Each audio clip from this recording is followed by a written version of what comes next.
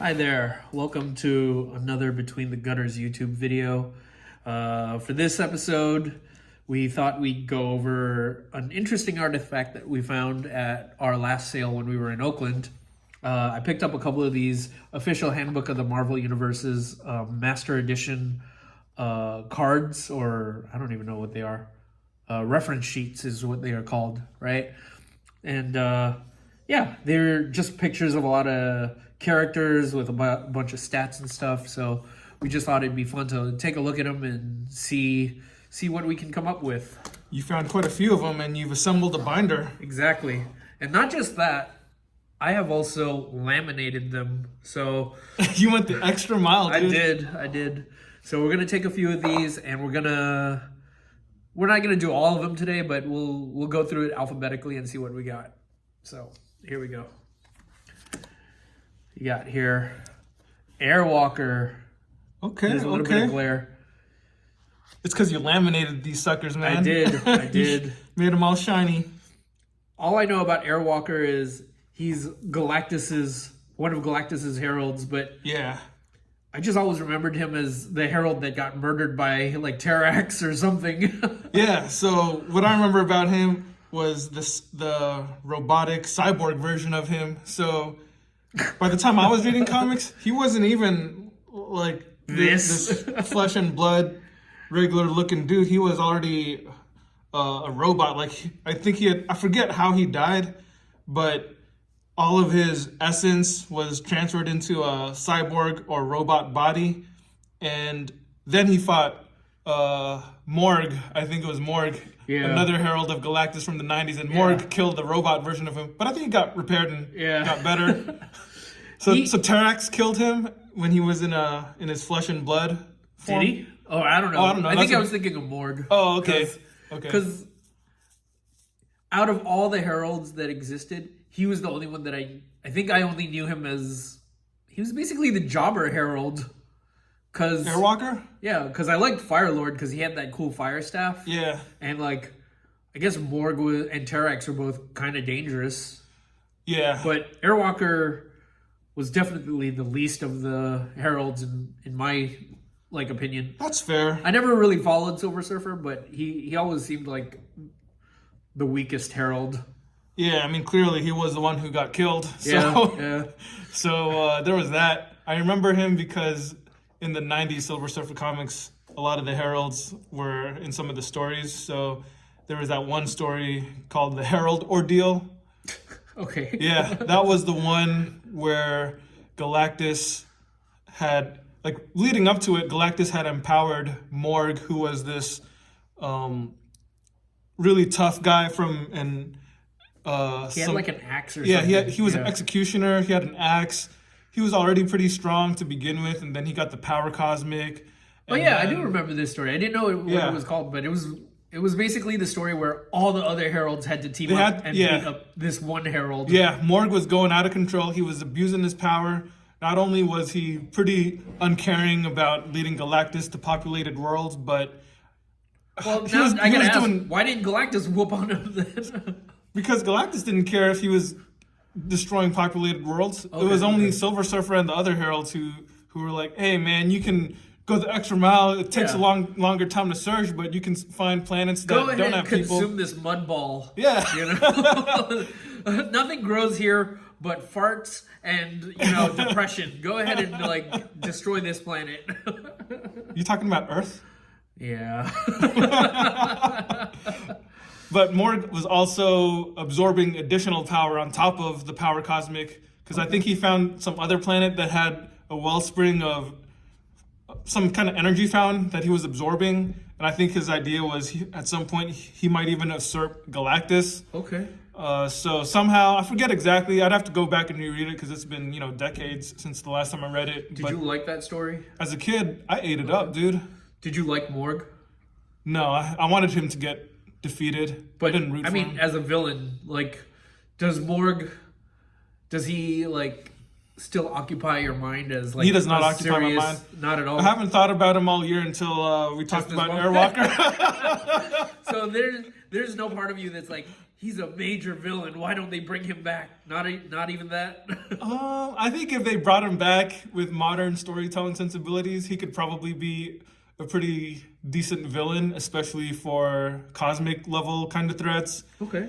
Maybe even a Silver Surfer villain to come back. Maybe, even though he was already a Silver Surfer. Yeah.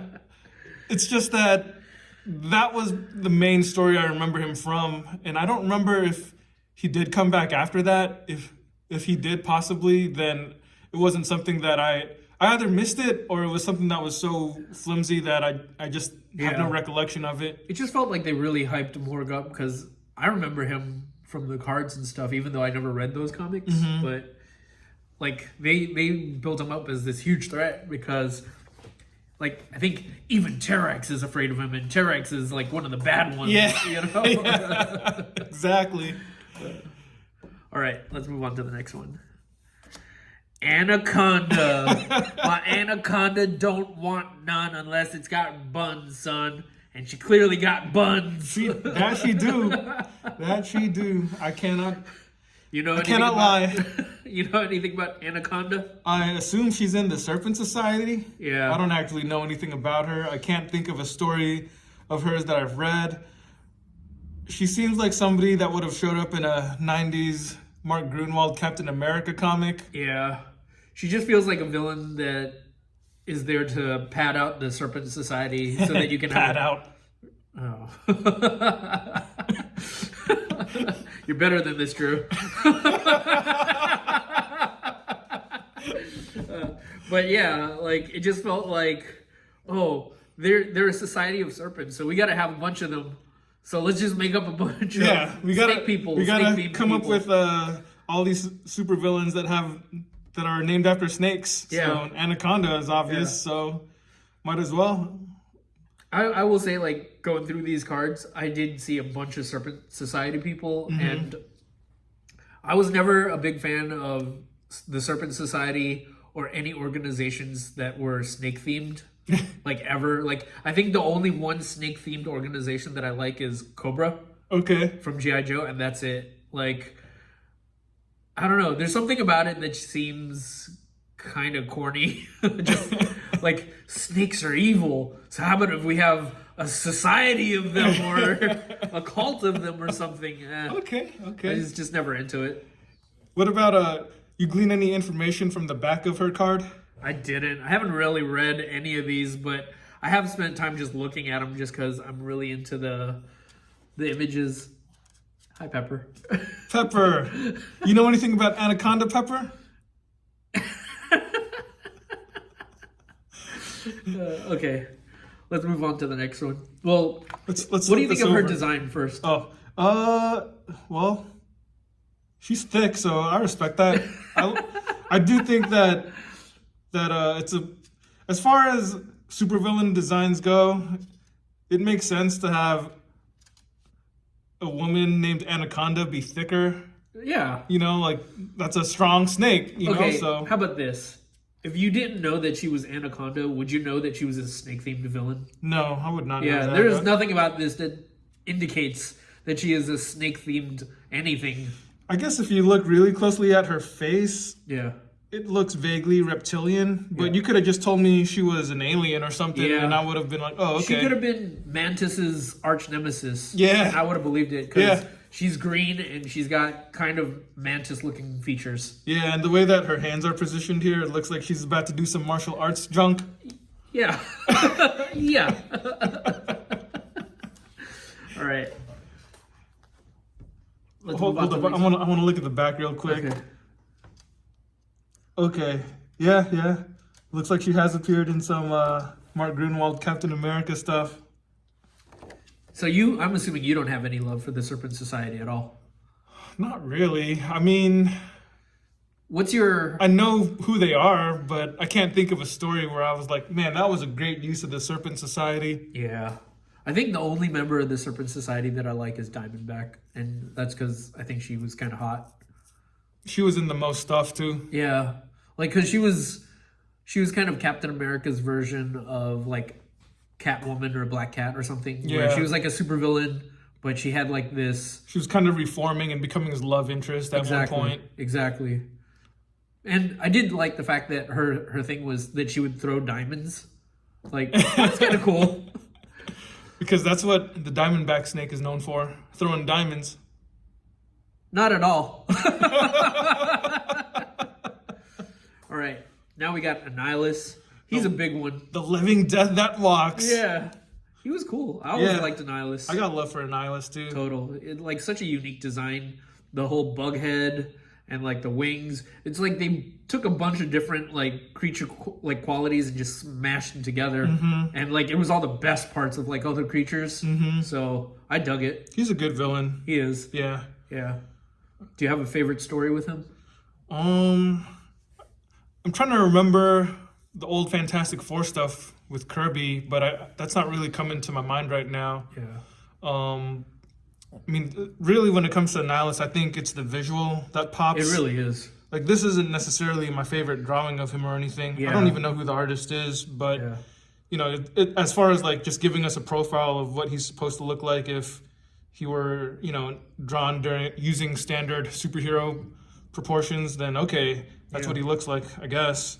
But he still looks kind of off to me somehow. Like, I feel like the more stylized artists who draw him really nail down the essence of him. Yeah. When you see a Kirby version of Annihilus, that's something special.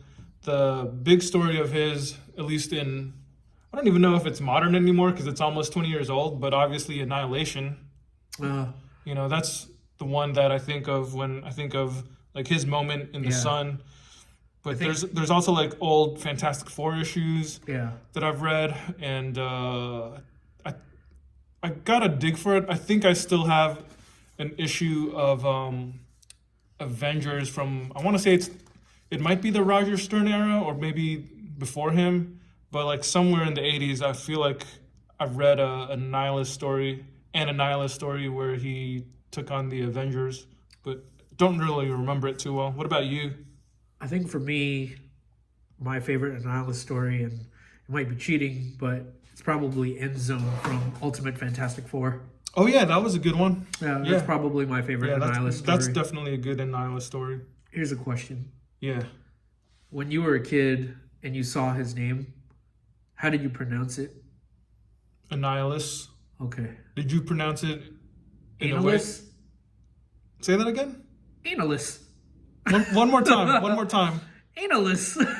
That's really how you pronounced it? No. I called him Annihilus, but it's just one of those names where it's spelled uniquely enough where I question. I wouldn't put it beyond someone to like question how it's pronounced. Okay. Yeah. I can see that. Yeah. Let's move on to the next one. There was one pinup I found. I don't remember what comic it was in, but it was Mike Mignola drawing a pinup of Annihilus, and that was pretty rad. I'm sure if we do a Google image search of it, we can find that one. Was Annihilus on a beach? Was he in like a thong? It wasn't a swimsuit edition. Man. Sorry. Now I want to see a swimsuit edition of Annihilus. This is Ant-Man. Founding Avenger. I imagine. Wait, is this Scott Lang or Hank Pym? That's a good question. I think it's Scott Lang, actually. Yeah, it's Scott Lang. Okay. Yeah. I don't know. I never really had the greatest amount of... It's Ant-Man, too. The greatest amount of love for Ant-Man.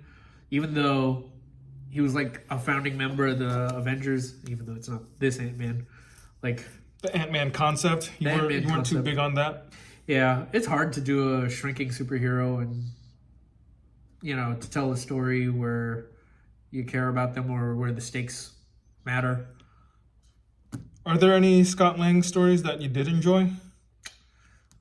How about the Ant-Man movies? I enjoyed the first two. Yeah. That's the funny thing about the movies. I felt like that was one of the properties where as each movie came out, it got kind of worse. Yeah. You know? It was like, oh... Like, when you watch the first one, it was like, oh, okay, like, that's promising. I think this movie's got a chance, like, to improve on itself over time, but it just never did. Wasn't there...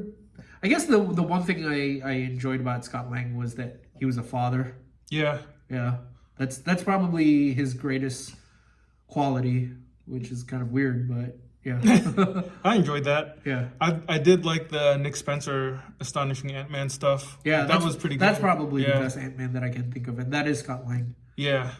Yeah. I never finished reading all of it, but I did finally manage to collect all of the issues from that run in the quarter bin. So one of these days I'm going to get to it. It is on the list. Yeah.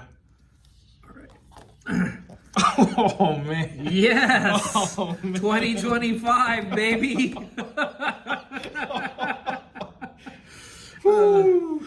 He's a character called the Arabian Knight. He's got a turban. I can only imagine what his accent was. Imagine if Chris Claremont wrote his dialogue. He would be the epitome of a stereotype. I mean, he kind of already is. He's already is. 99% of the way there. Yeah. But he's not new to me. Like I've seen him. I saw him. The one thing I remember him in is that Christos Gage story with Union Jack. And like the funny thing about that is in that story they really tried to reimagine him as not nearly as offensive. So, the one thing I remember is Arabian Night has a flying magic carpet. Yeah, that's pretty bad. So when Christos Gage wrote him, he was like, "Why do I have a flying carpet?" So he turned it into like a sash that he would wear around his waist or something. Okay. And that allowed him to fly. Okay. So it wasn't an actual flying carpet. He just wrapped a carpet around his waist? Yeah. Isn't that a little too big to wrap around a human waist? Yeah, I mean, they had to do something. Like he couldn't keep riding around on that. Well, was he still dressed like this? No, he didn't have a turban in that. He just looked like a dude. Okay. Like he might have had like I don't know what these shoes are called. They're not like elf shoes. Like sandals or something. I don't know. You have any memories of Arabian Night? No, I know he exists, but I can't think of a story that he was in. I feel like was he in Miss Marvel? In the show? In the show? He might have been in the show. I don't remember. Yeah. Maybe if they adapted him into the show, I already lost my memory of all of that. I just feel like he just might be a character that's just like way too hot to touch. I don't know. I think so. Like it's not a property that you can really rehabilitate or revitalize. You'd have to drastically change him. Yeah. Was he in Captain Britain and MI-13 or am I misremembering? I can't remember.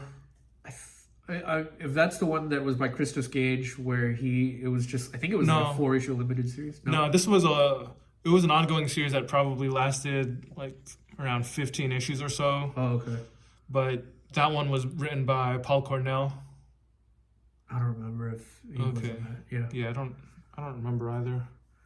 Well, he will always be immortalized in this card. In this form, in this card. Reference sheet. Reference sheet, exactly. We will never forget him. It's been laminated. So it's not gonna be easy to tear or anything. You're gonna have a pristine. Yeah. Marvel is really gonna have to come after me if they want to get this back. Yeah.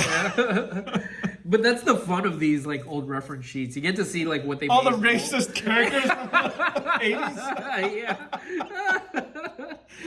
80s. But it's fun just seeing the random characters. See, here, he's on a flying carpet. He's on a flying carpet. And he's got the scimitar. Yeah. And I just imagine him saying "Sim Sim Salabim" or something like that. Just the worst. You remember Haji from Johnny Quest? Oh yeah, that was his whole thing. Yep. Awesome Android. I definitely remember Awesome Android. He was in Fantastic Four comics. What was the other one? Mandroid? No, not Mandroid. Mandroids are something else. But Awesome Android was also in the Dan Slott She-Hulk. Okay. He had reformed or maybe just broken free of the control of Mad Thinker, right? It was Mad Thinker who created him, I think. And he was just kind of like this voiceless, friendly dude who worked at She-Hulk's law office. I like that as a concept. It's a fun better concept, than, yeah. like whatever they were using him for. Yeah. And I'm pretty sure that Awesome Andy was... Awesome Andy? Yeah, man. That's what they called him? Yeah. I like that. Yeah. That's cute. I want to say Hickman had him in FF as well. I think. I gotta double check that. What do you think of that design of like the big block head? Doesn't make a whole lot of sense, but it's memorable. It doesn't. Yeah. Yeah. It is. What's the Marvel version of Amazo? Because I feel like I'm getting them mixed up. Ultimo? Is it Ultimo? I'd have to look that up, but I think it's Ultimo. Okay. All right. So it's not Ultimo. Wait, is it? Now I gotta look, man. Let me look that up. But Super Adaptoid. There you go. I'm confusing Super awesome Adaptoid Android with Super Adaptoid. Who the heck is Ultimo now? Why did I think of Ultimo? Isn't Ultimo? I'm thinking. Well, now I'm confusing Ultimo with Unis the Untouchable. No, I definitely know who Unis is. Okay. Ultimo is another robot character. Oh, he's the guy that fought Iron Man. Okay. He was under the control of the Mandarin. Made in China. There you go. That's how you know he's villainous, dude. Dang, look at this picture. Captain America is just chucking it in there.